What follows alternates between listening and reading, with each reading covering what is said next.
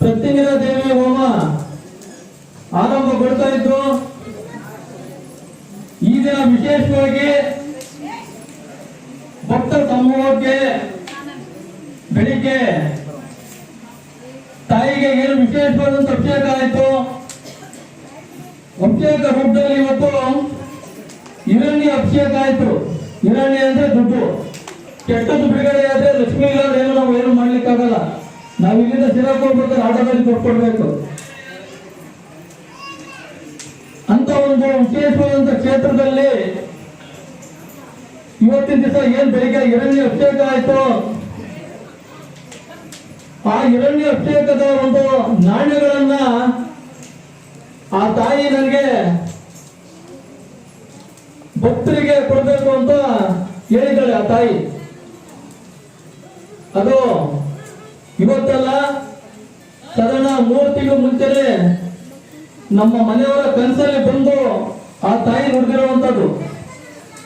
ಹಾಗಾಗಿ ಇವತ್ತೇನು ವಿಶೇಷವಾಗಿ ಗರುಡಗಂಬದ ಮೇಲ್ಗಡೆಯಿಂದನ ಏನು ಆ ತಾಯಿಯ ಒಂದು ಕಾಣಿಕೆಗಳನ್ನ ತಮ್ಮ ಕಡೆಗೆ ಬರುತ್ತೆ. ಅದು ಯಾರು ಕೂಡ ನೂಕಾಡದಲೆ 1 ಸಿಗ್ಲಿ 2 ಸಿಗ್ಲಿ ಅದನ್ನ ತೃಪ್ತಿ ಪಡ್ಕೊಂಡು ತಗೊಂಡು ಮನೇಲಿಟ್ಟು ಅದಕ್ಕೆ ಅರಿಶಿನ ಬಟ್ಟೆಯಲ್ಲಿ ಕಟ್ಟಿ, ಏನು ನಿಮ್ಮ ಮನೇಲಿ ವರಮಹಾಲಕ್ಷ್ಮಿ ಹಬ್ಬ ಪೂಜೆ ಮಾಡ್ತೀರಾ, ವರಮಹಾಲಕ್ಷ್ಮಿ ಹಬ್ಬ ದಿವಸ ಅದನ್ನ ಇಟ್ಟು ವಿಶೇಷವಾಗಿ ಪೂಜೆ ಮಾಡ್ತಂದ್ರೆ ಇದೇ ದಿವಸ ಕುಬೇರ ಆಗಿರ್ತೀರಾ.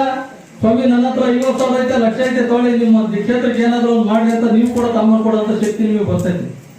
ನಿಮ್ಮ ಕಷ್ಟಗಳು ಅಷ್ಟು ಬಗೆಹರಿತದೆ. ನಾನು ಕೂಡ ಬಡವನಾದಂತ ಒಂದು ಸಂದರ್ಭದಲ್ಲಿ ಕೇರಳದಲ್ಲಿ ವಿದ್ಯೆ ಕಲಿಯಕ್ಕೆ ಹೋಗ್ಬೇಕಾದ್ರೆ ಒಂದು ವಿಸ್ಮಯ ರೀತಿ ದೇವಸ್ಥಾನದಲ್ಲಿ ಇದೇ ರೀತಿ ನನಗೆ ದುಡ್ಡು ಸಿಕ್ಕಿತ್ತು. ಆ ದುಡ್ಡು ಸಿಕ್ಕಿದ ಮೇಲೆ ನಾನು ಇವತ್ತು ಎಲ್ಲಾ ರೀತಿಯಲ್ಲೂ ನನಗೆ ಅನುಕೂಲತೆ ಆಗ್ತಾ ಇರುವಂತದ್ದು. ಅದು ಯಾವುದೇ ಕಾರಣಕ್ಕೂ ನಿಮ್ಮ ಜೀವನ ಇರುವವರು ಕೂಡ ಹಣನ ಕಳಿಬೇಡ್ರಿ.